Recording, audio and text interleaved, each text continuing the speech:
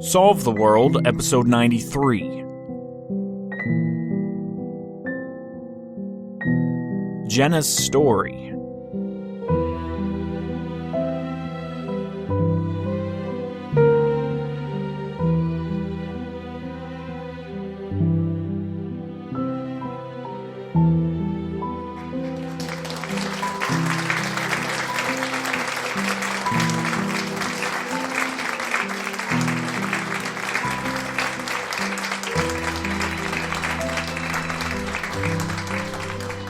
What's your first memory?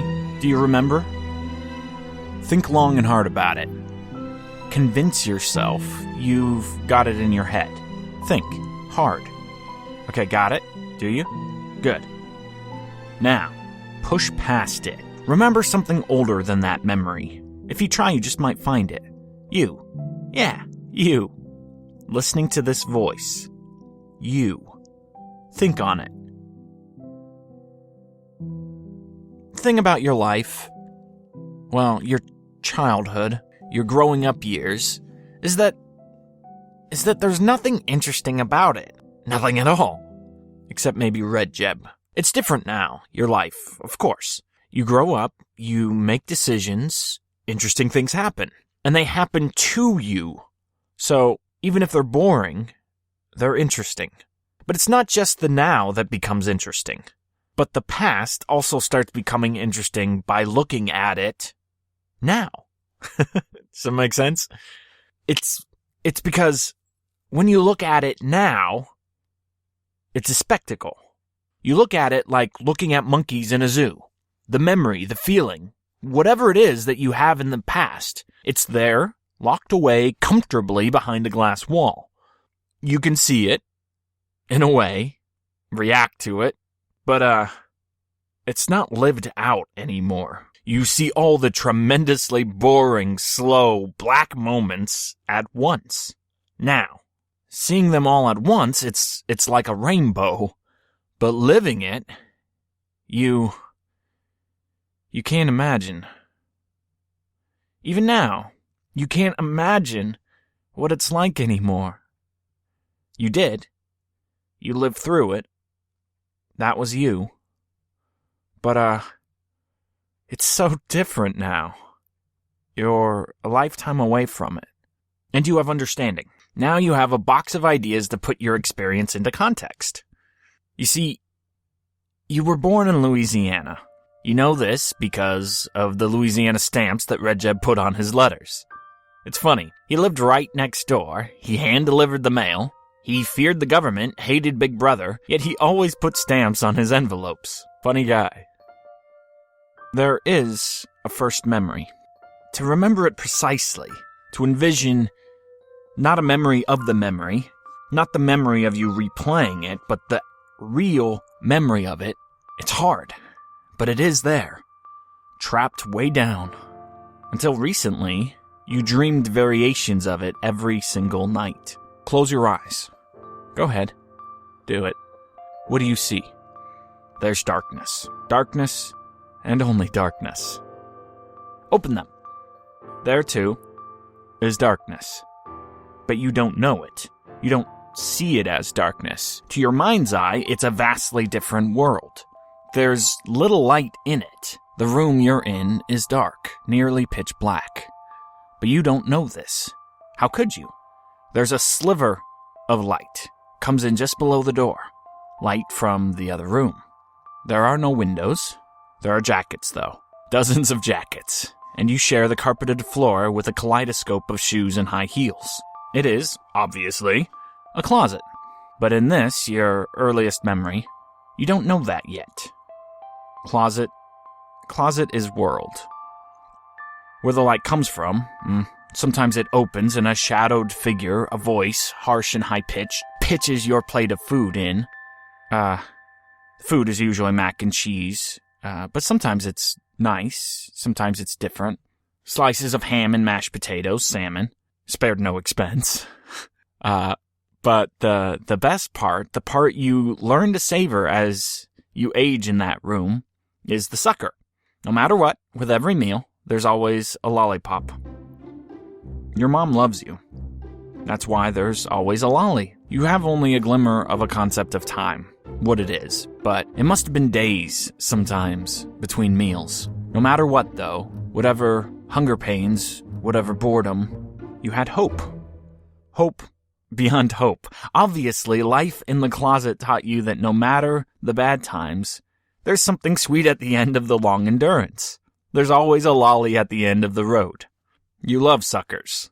Just talking about it right now, your mouth salivates. You've been in dark places since then, but you feel like a different person, like someone with a different past. It's hard to explain. Never mind that. Back to the earliest memory. The walls. What you could see of them looked gray to you. Well, you didn't have a concept of color, really. Life was a spectrum of grays.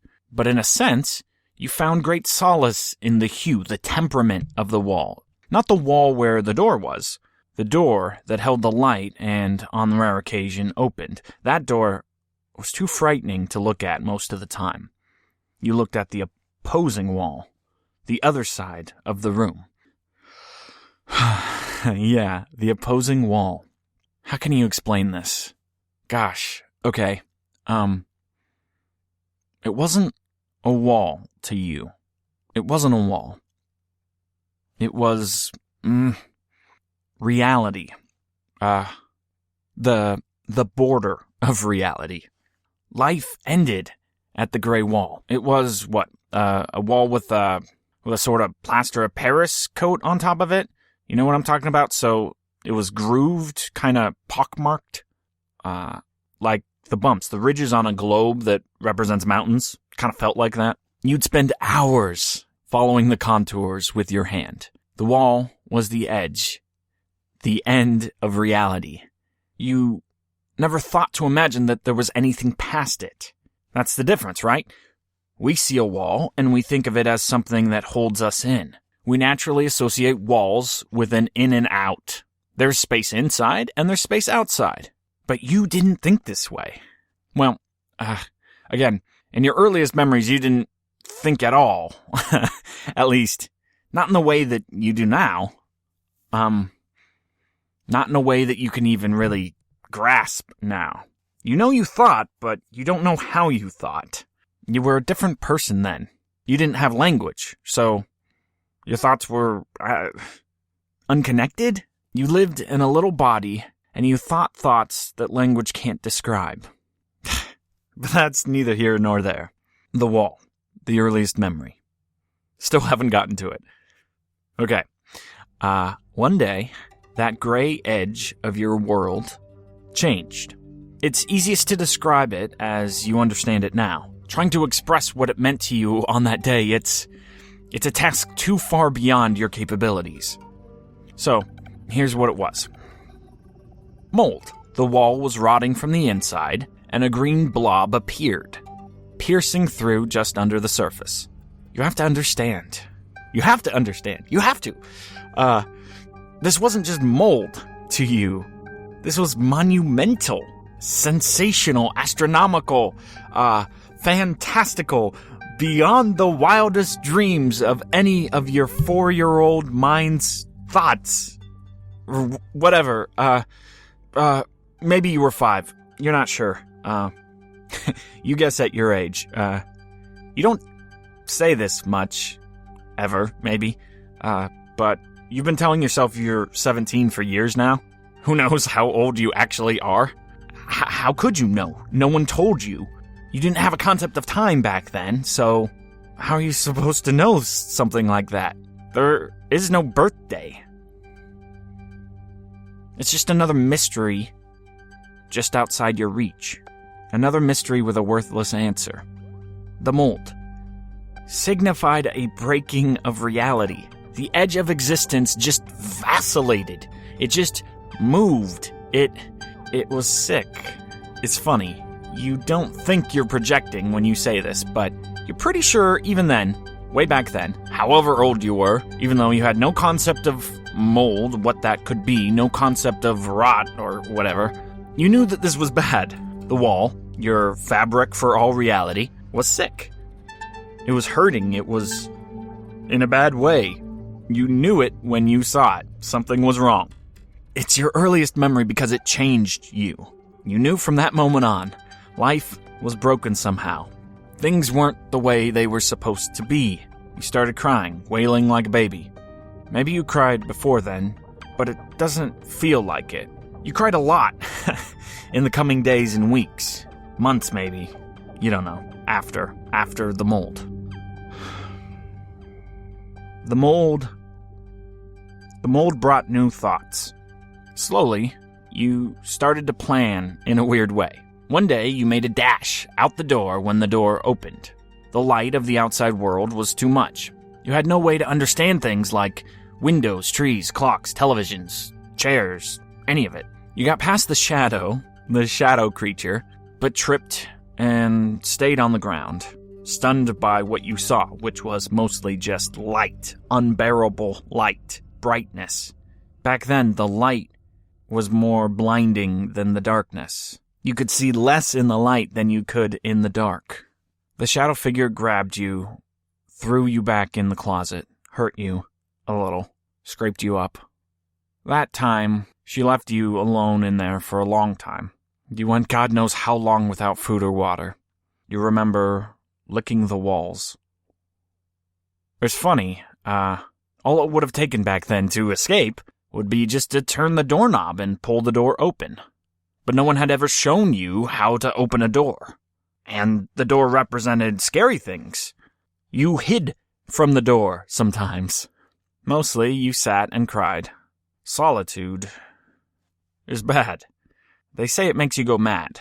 But that's as an adult. That's when you know what you're missing out on.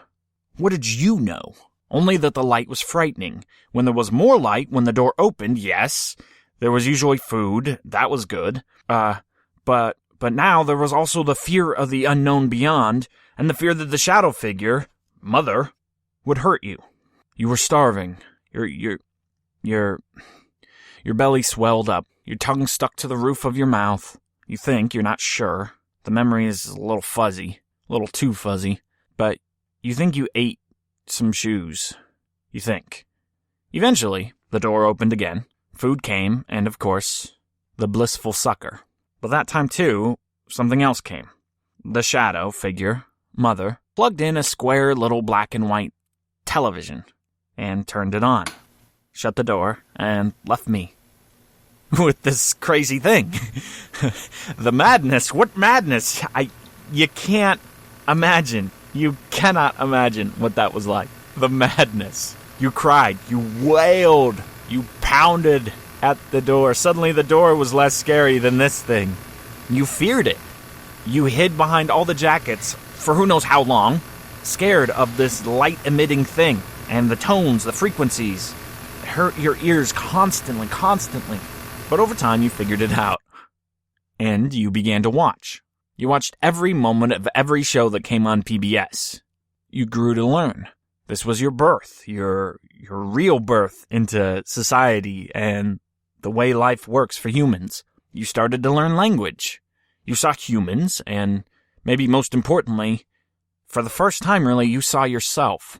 The warm glow of the TV reflected enough light for you to see your hands, your feet, your belly. The light from under the door was never enough really to make out the details of your own body. Now you could. The first real lesson you remember learning from the TV, oddly enough, is that smell is important. People care about it. And your poop that piled up and cluttered one corner of the room, not to mention your fingers and clothes, smells bad. Really bad. The television taught you that you were a bad child, because you did nothing like the people from the light did. Good children and good adults smell good.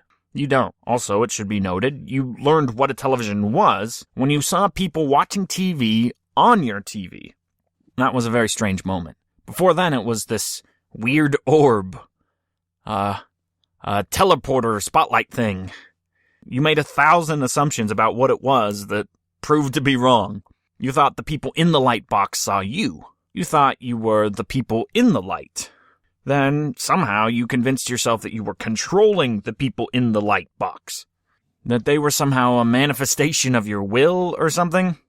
That's obviously a more cogent and profound description of what you kind of were thinking than the way, the form in which you actually were thinking in.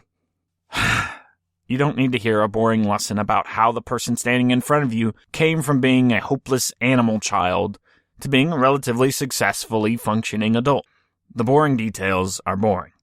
You've had enough boredom from one lifetime. No need to keep going in it. From the television, you did learn to open the door. You ran, but you didn't see the screen door coming. Nope, you should have. A screen door is not invisible, as it turns out. It'd be one thing if it were a glass door, see-through, perfectly see-through.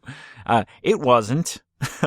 It was a regular old front screen door to a mobile home, amidst a mobile home park, paid for by government subsidies. Nevertheless, when you tried to run free, you got all tangled up and caught up and torn up in the screen door. Mother caught you. She beat you, threw you in the closet. Then you surprised her. You spoke to her. In English. Soon after that, she let you out. She'd get angry and throw you back in, but from that time forward, you lived more outside of the room, the closet, than inside. Okay, let's jump forward a moment. You learned over time how your reality diverged drastically from, the average child.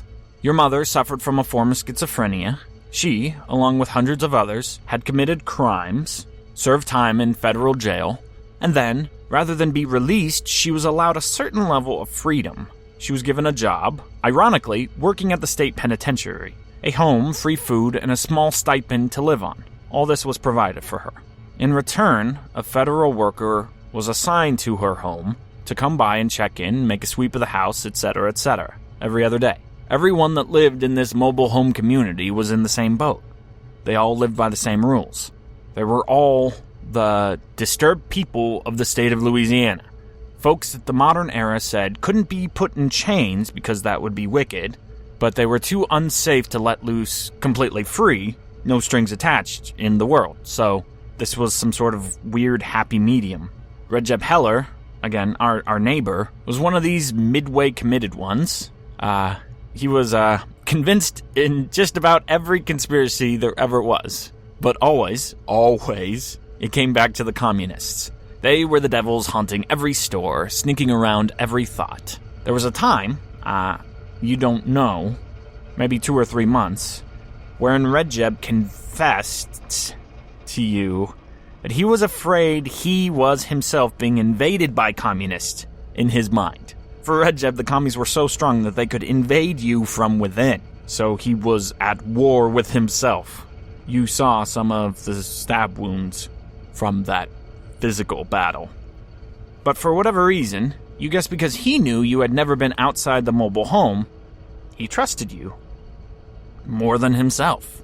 He believed you were commie-free. Maybe the only pure person left on Earth. You loved Recep. He showed you what friendship was. He took care of you. You'll never forget him. Because of that. But now you carry with you a certain sadness. Recep was your best friend. Maybe the best friend you'll ever have. And yet, he kept the lie alive. He went along with Mother's story. As soon as you were really old enough to speak and really hear, the shadow, your mother, filled your mind with a certain fable.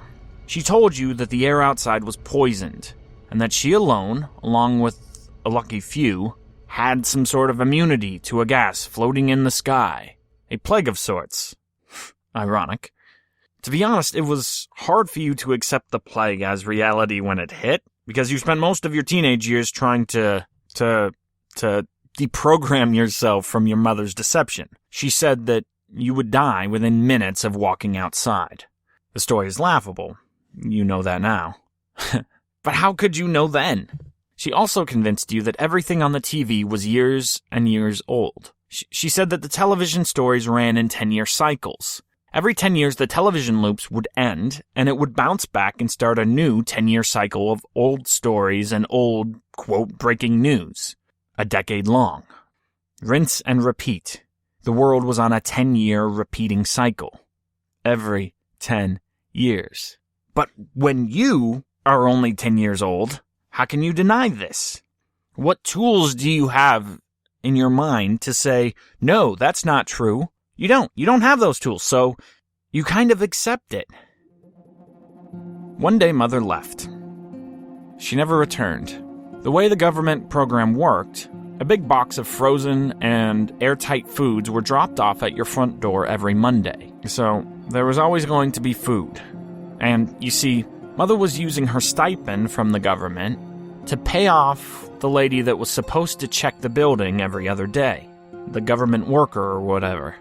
You think she didn't do this when you were really little, and that's why she kept you in the closet to hide you. But that doesn't completely make sense, because surely the smell would have tipped her off. So, you're not sure, but at least once you were let out of the closet, once you kind of lived in the living room area, that's why no one ever came by. That's why no one checked up. Mother had paid them off. That's how she bought her freedom. But apparently, she got tired of you and wanted freedom from you. You should be clear, she never really tried to hurt you. She never maliciously beat you or anything like that. The worst things were just being thrown back in the closet. She didn't seem to have maliciousness in her. I think if she did, she would have killed you. But she didn't want to do that. She didn't want to kill. Don't kill. But she wasn't above leaving you alone in the house forever to perish. That's when Rejeb came in. He filled the void. He became a friend and father figure.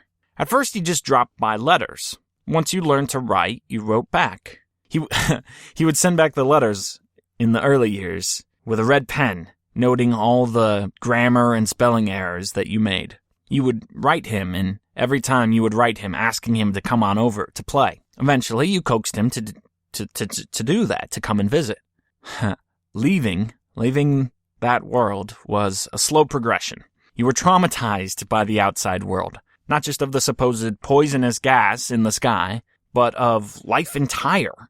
You'd never been in a crowd, never been in the same room with more than one person at one time. You figured out pretty early on, you had to, that if you didn't at least get to the front door, open the front door, and grab the box of food that was dropped off every Monday morning, then you were going to die of starvation. So you at least made it out to the front door, and so little by little you saw the poisonous gas deception for what it was.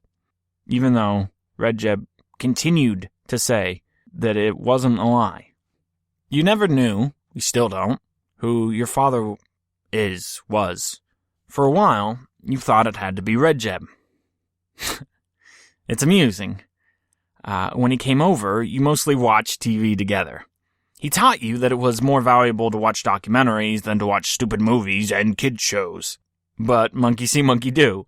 He loved those silly human competition TV shows. Everything from, like, Survivor to The Bachelor to Dancing with the Stars.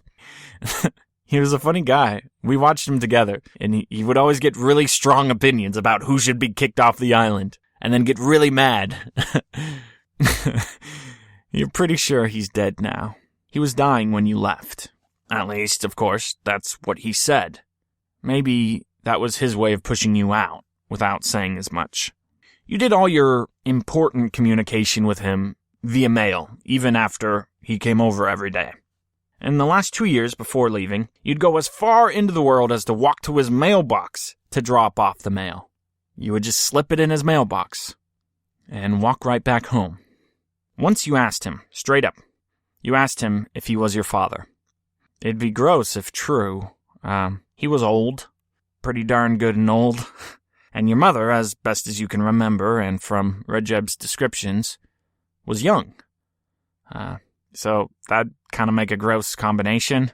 And you'd like to think that if he was your father, he'd have treated you better, done something about your situation in those early years. You like to think that he would have protected you from the darkness, from the gray all around, undulating. Mother, in the beginning, wanted to keep you a secret from everyone. That had to be the reason. That's why she kept you in the dark. That's why your earliest memories have no sense of love in them. Do you even know what love is? Isn't a child supposed to get that sensation from the embrace, from the affection of parents, from mother, from father? Sometimes you think you know love better than the rest of the world. You know its absence, so when you feel it, when you actually experience it, you've got to be certain. But certainty, friends, is always just around the corner. You can never quite get at it. Red Jeb never answered your question. So, he may have been your father, or not. It's another mystery left unsolved. A mystery without an answer. You're not here to complain. You're not here to make everyone feel sorry for yourself. One day, there was the sound of thunder. Loud thunder. Yet, distant. It woke you up from a dream of the walls. In the dream, you're back in the closet, or sometimes in a bedroom that turns into a closet, or sometimes in a closet that has a bed, and the gray walls are all around. Sometimes the mold seeps through the edge of reality. Sometimes the walls bleed dark red blood. Sometimes it's your feces rotting through the fabric of the walls. Sometimes it's vomit. When it's feces, you know it's your feces and not someone else's because it's on your hands, it's on your clothes, you're dirty with it, it's under your fingernails. It smells. But anyway, in the dream, every time, the one consistent feature is that the walls undulate. They move back and forth. But more often than back, they move in, towards you. They collapse in on you. That day, the thunder struck, you woke up, and wanted to escape the walls. But that wasn't the novel thought. You've had that hope, escape. You've had that aspiration for years. There was something new that day when the thunder struck. You saw your life in a flash, in an instant, at the sound of the thunder as something empowering. Not one person on all the documentaries, all the TV shows and movies had experienced life the way you had. No one had seen the edge of reality break like you had. This gave you a power that no one else contained. You could walk all along the earth like a mutant with a secret force behind yourself. You were armed in a way no one else could ever be. You knew that life was deeper than it appeared. If it could happen to you at the very small level, at the level of the gray wall, then it could happen at bigger levels. Maybe it was inevitable, even. History teaches us this, right? Bad things happen, or new technology comes, or new thinkers. They persecuted Galileo, right? Because people couldn't grapple with their reality breaking. Galileo was introducing a mold to the walls of medieval whatever.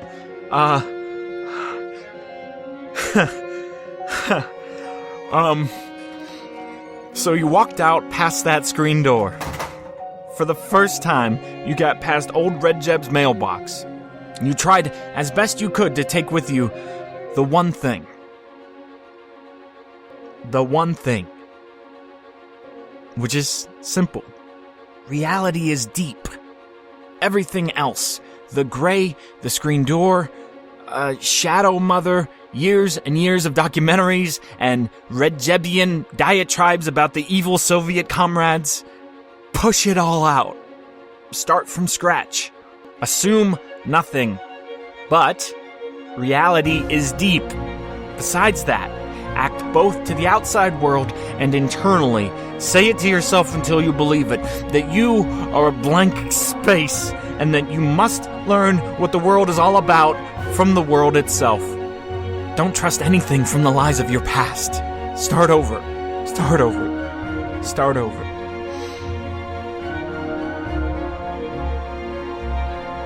Now that you've been in the world for some time now that you know more secrets, uncovered so much, sometimes when you're lying in bed or staring at your hands, you feel nostalgic.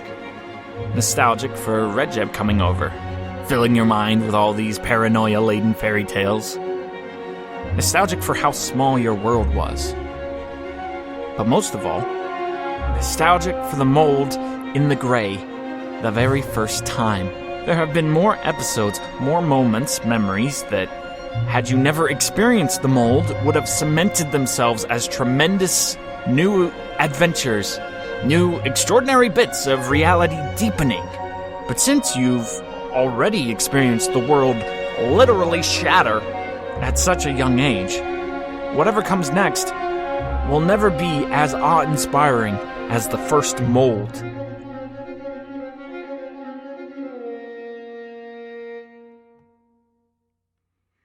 You're going now on a new adventure. Off to experience more, maybe get more answers. Believe it or not, you're trying to find the tree of life.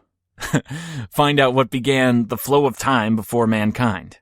But you have one thing to say, hopefully, one thing to say that you all will remember. Here it goes.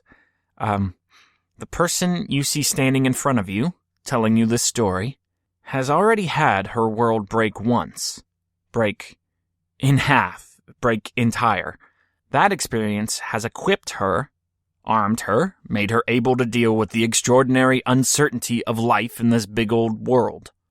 But what she didn't understand when she pushed past her front screen door, when she first heard the thunder and picked out and read her own mail to Redjeb as if it was from someone else, what she didn't understand is that you all have a gift also. A gift that she can never have. Not again. When reality breaks, and it will, the girl you see now has come to know that Leviathans come in all shapes and sizes. When reality breaks, and it will, you all will have the distinct privilege of experiencing that for the first time. And there's nothing like the first time. Thank you.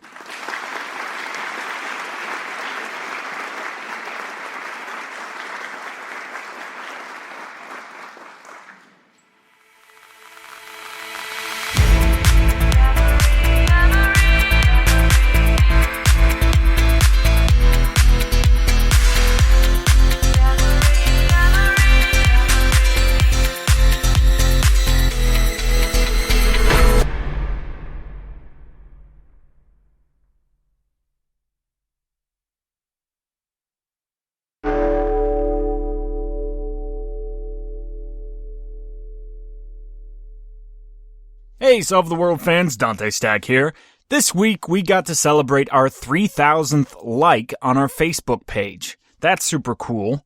However, from what I can tell, only between 20 to 25% of the listeners of Solve the World follow us on our Facebook page, maybe even slightly less. Since we're coming to the end of our run here, inching up towards episode 100, now only 7 episodes left, if you want to stay involved in the community of Solve the World, it's vitally important that you follow us on Facebook. It's easy enough to do. We're located at facebook.com/solvetheworldpodcast.